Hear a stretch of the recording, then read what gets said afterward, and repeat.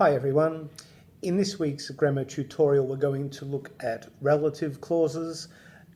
This is one of the more important types of complex sentences that can be used in IELTS writing, and this is one that is not too difficult to master and one which is particularly important in essays where you are giving opinions, expressing views. So relative clause is designed to give additional information about a person, a place, or a thing. And it is done so by using which, that, who, where, or whose as a connector. And so if you take, for example, a house, and so you wanted to add a relative clause in order to give extra information about that house, you might say, the house where I grew up. You talk about a person, the person who I met yesterday, or a thing, the chair that I am sitting in.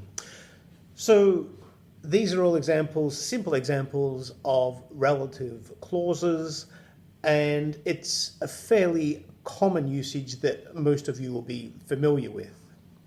Now, the important application of relative clauses in IELTS writing comes when we are expanding on our views. Remember, a relative clause is there to give additional or extra information about a particular item, a person, place, or thing.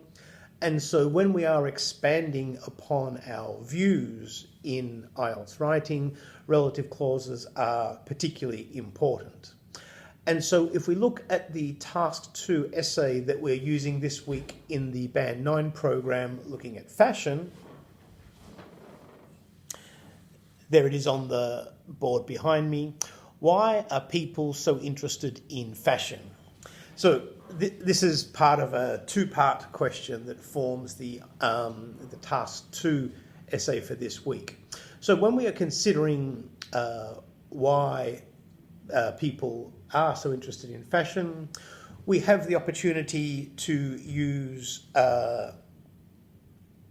relative clauses in expanding upon whatever answer we might come up with. And so, for example, we might say, people like to wear clothes by famous designers, which they believe makes them look more attractive. Turning it into a passive sentence, clothing designed by famous couturiers is popular with many people who believe that it makes them more attractive. And so by using relative clauses, you're putting extra information into your expression and at the same time employing the complex sentences that are requirements for, for good scores in GRA.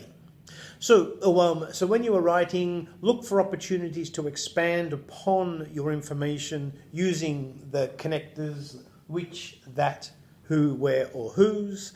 Expand upon the point and you will have created a relative sentence. Okay, that's all for this week. Good luck with your writing.